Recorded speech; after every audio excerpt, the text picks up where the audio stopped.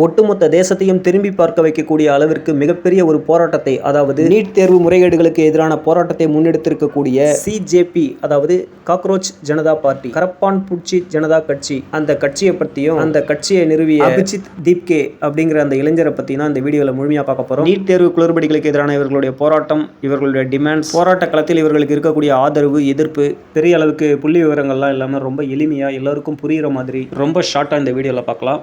முதல்ல யார் இந்த அபிஜித் தீப்கே? 1995 செப்டம்பரில் மகாராஷ்டிரா மாநிலம் அவுரங்காபாத்தில் இவர் பிறக்கிறாரு. ஜேர்னலிசம் படிச்சுட்டு அதுக்கப்புறம் பிஆர்ஓ ரிலேட்டடாக ஒரு பிஜி முடிக்கிறாரு. ஸோ அதனால் பேசிக்காகவே அவருக்கு வந்து ஒரு சோஷியல் அவேர்னஸ், அதே நேரத்தில் ப்ரெஸ், மீடியா, பீப்புள் ஹேண்ட்லிங் இதெல்லாம் அவருக்கு நேச்சராகவே வந்துடுது. கொஞ்ச நாள் டெல்லியில் ஆம் ஆத்மி பார்ட்டியோட political related social media activities இதெல்லாம் கொஞ்சம் இன்வால்வ் ஆகுறாரு. எப்படி இந்த கரப்பான் பூச்சி ஜனதா கட்சிங்கிற ஒரு கட்சி ஆரம்பித்தார் அப்படின்னு பார்க்கும்போது ரொம்பவே ஆச்சரியமாக இருந்தது. அதாவது உச்சநீதிமன்ற தலைமை நீதிபதி சூரியகாந்த் அவர்கள் வந்து ஒரு கேஸ் விஷயமா பேசும்பொழுது இளைஞர்களை வந்து ஒரு சிலரை கரப்பான் பூச்சி அப்படிங்கிற மாதிரி அவர் விமர்சனம் பண்ணதாகவும், அதனால அதே மாதிரியே ஒரு கட்சி ஆரம்பிக்கலாம் அப்படின்னு சொல்லிட்டு அதே பேரில் கரப்பான் பூச்சி ஜனதா கட்சி அப்படின்னு இணையதளத்தில் ஒரு கட்சி ஆரம்பிக்கிறாரு அப்படின்னு தெரிய வருது. தேர்தல் ஆணையத்தால் அங்கீகரிக்கப்படாத சாதாரண ஒரு இணைய வழி ஒரு அமைப்பு, ஒரு இயக்கம் வந்து இன்னைக்கு நீட் தேர்வு குளறுபடிகளுக்கு எதிரான, இங்க ஒரு விஷயத்தை நல்லா கவனிக்கணும். அதாவது நீட் தேர்வுக்கு எதிராக இல்லை, நீட் தேர்வில் நடைபெறக்கூடிய குளறுபடிகள், முறைகேடுகளுக்கு எதிரான இளைஞர்களுடைய ஒட்டுமொத்த எதிர்ப்பை வெளிப்படுத்தக்கூடிய விதமாக இந்த கட்சி வந்து இந்த போராட்டத்தை முன்னெடுத்திருக்கு. இதுக்கு பெரும்பாலான அளவிற்கு வந்து நாடு தழுவிய அளவில் ஆதரவும் இருக்குது. ரைட், இப்போது இந்த போராட்டத்தில் இவங்க வைக்கக்கூடிய டிமாண்ட்ஸ் என்ன, கோரிக்கைகள் என்ன அப்படின்னு பார்க்கும்பொழுது, மத்திய கல்வி அமைச்சராக இருக்கக்கூடிய தர்மேந்திர பிரதான் அவரை வந்து பதவி நீக்கம் செய்யணும். அதுதான் இவங்க வைத்திருக்கக்கூடிய மிக முக்கியமான ஒரு டிமாண்டு. அப்படியே கட் பண்ணால் இப்போ ரெண்டு முக்கியமான விஷயத்தை நம்ம பார்க்கணும். ஒன்று, நீட் தேர்வு வேணுமா வேணாமா ஒன்று. ரெண்டாவது, இந்த மாதிரியான சுச்சுவேஷனில் அதிகாரத்தில் இருப்பவர்கள், குறிப்பாக மத்தியிலும் சரி மாநிலத்திலும் சரி, அமைச்சர்கள் அல்லது உயர் அதிகாரிகள் மீது குற்றச்சாட்டுகள் ஒரு பக்கம் இருந்தாலும் அவங்க பதவியை விலகணும் அப்படிங்கிற ஒரு கோரிக்கை வலுவாக முன்வைக்கப்படுது. அதுக்கான காரணம் என்ன, அதை ஏன் செயல்படுத்த ஆளும் தரப்பு பெரும்பாலும் மறுக்குது, இதை பற்றி இப்போ நம்ம பார்க்கலாம். ஃபர்ஸ்ட், இந்த NEET exam, national eligibility cum entrance test, இது வந்து கண்டிப்பாக அவசியம். அதுக்கு ரீசன் நான் சொல்கிறேன். எப்படி வந்து ஒரு யூபிஎஸ்சி எக்ஸாம் இருக்குல்ல, ஆல் ஓவர் இந்தியா ஐஏஎஸ்ல ஆரம்பித்து பாண்டிச்சேரி சிவில் சர்வீஸ் வரைக்கும் அத்தனை மிக முக்கியமான அதிகாரமிக்க பதவிகள்லையும் எப்படி முறையான தேர்வுகள் மூலமாக நியமனங்கள் நடைபெறுகிறது அப்படிங்கிறத நம்ம பார்த்துருக்கோம். ஸோ இந்தியா முழுவதும் ஒரே மாதிரியான தேர்வு முறை, ஒரே மாதிரியான syllabus, from the notification till the result, proper பிளானிங்கில் அதை எக்ஸிக்யூட் பண்ணுற விதம், அந்த மாதிரி நீட் தேர்வில் வந்து ஒரு யூனிஃபார்ம் சிலபஸில் அந்த மாதிரி ப்ராப்பராக வந்து எக்ஸாம் நடந்ததுன்னா எத்தனையோ மாணவர்களுடைய மருத்துவ கனவுகள் நனவாகும். காரணம் என்ன, கிட்டத்தட்ட 1 கோடி ரூபாய் அளவிற்கு ஃபீஸ் ஸ்ட்ரக்சர் இருக்கக்கூடிய ஒரு கோர்ஸை வந்து, ஒரு மெடிக்கல் கோர்ஸை ஒரு கடைக்கோடி ஏழை மாணவன் கஷ்டப்பட்டு படித்து நீட் எக்ஸாமில் மட்டும் பாஸ் பண்ணால் போதும், பொருளாதார ரீதியான தடைகள் இல்லாமலேயே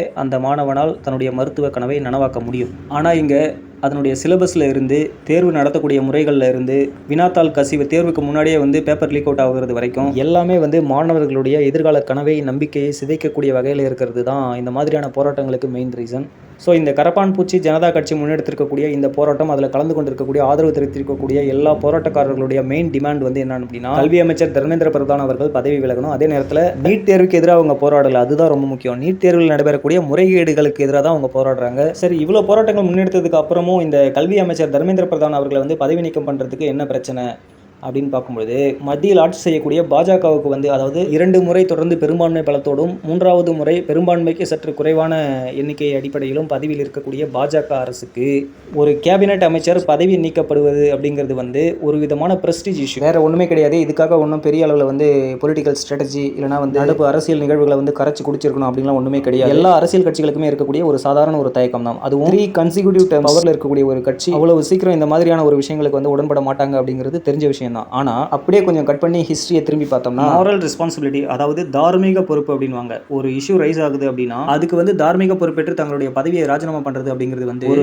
ஆரோக்கியமான, நம்பகத்தன்மை வாய்ந்த ஒரு பொலிட்டிக்கல் ஸ்ட்ராட்டஜி. அந்த மாதிரி வந்து கடந்த காலங்களில் நிறைய இன்சிடென்ட் நடந்திருக்கு. ஃபார் எக்ஸாம்பிள் 26/11 இந்த தேதியை யாராலையும் மறக்கவே முடியாது. அதாவது 2008 நவம்பர் 26 மும்பை தொடர் குண்டுவெடிப்பு தாக்குதல், தீவிரவாதிகள் நடத்திய அந்த தாக்குதலுக்கு தார்மீக பொறுப்பேற்று அப்போதைய உள்துறை அமைச்சராக இருந்த சிவராஜ் பாட்டீல், மன்மோகன் சிங் அவர்கள் தலைமையிலான காங்கிரஸ் அமைச்சரவையில் உள்துறை அமைச்சராக இருந்த சிவராஜ் பாட்டீல் வந்து அடுத்த ஒரு சில நாட்களே தம்முடைய பதவியை வந்து ராஜினாமா பண்ணார். இந்த மாதிரி வந்து நிறைய இன்சிடென்ட் நம்ம வந்து சொல்லிட்டே போகலாம். அதனால இவ்வளவு போராட்டங்களுக்கு பிறகும் அவர்களுடைய கோரிக்கைகள் நிறைவேற்றப்படாதது வந்து ரொம்பவே ஆச்சரியமா மட்டும் இல்லை, அதிர்ச்சியாகவும் இருக்கு. ஏன்னா மக்களால் தேர்ந்தெடுக்கப்பட்ட ஒரு அரசாங்கத்தினுடைய முதல் பணியே மக்களுக்கு சேவை செய்கிறது தான். அதுவும் ஒரு மிகப்பெரிய இளைஞர் படை ஒன்று திரண்டிருக்கக்கூடிய சூழல்ல அவர்களுடைய எதிர்கால கனவுகளுக்கு குறைந்தபட்ச நம்பகத்தன்மையை கொடுக்கிறது, irrespective of the ideology of the political party. யார் ஆட்சியில் இருந்தாலும் செய்ய வேண்டிய முதல் முக்கியமான பணி அரசியல் அரசியல் ரீதியாக ஆளுங்கட்சிக்கும் எதிர்த்தரப்புக்கும் இந்த போராட்டம் தொடர்பாக முரண்பாடுகள் இருந்தாலும் கூட மிகப்பெரிய அளவிற்கு இளைஞர்களுடைய ஆதரவு வந்து கரப்பான்பூச்சி ஜனதா கட்சிக்கு இருக்குது அப்படிங்கிறத போராட்ட நிகழ்வுகளும் அதில் பெருகக்கூடிய ஆதரவுகளும் நமக்கு உணர்த்துது. ஸோ தொடர்ந்து பெரும்பான்மை பலத்தோடவே ஆட்சியில் இருக்கணும் அப்படின்னு நினைக்கக்கூடிய ஒரு அரசியல் கட்சி வந்து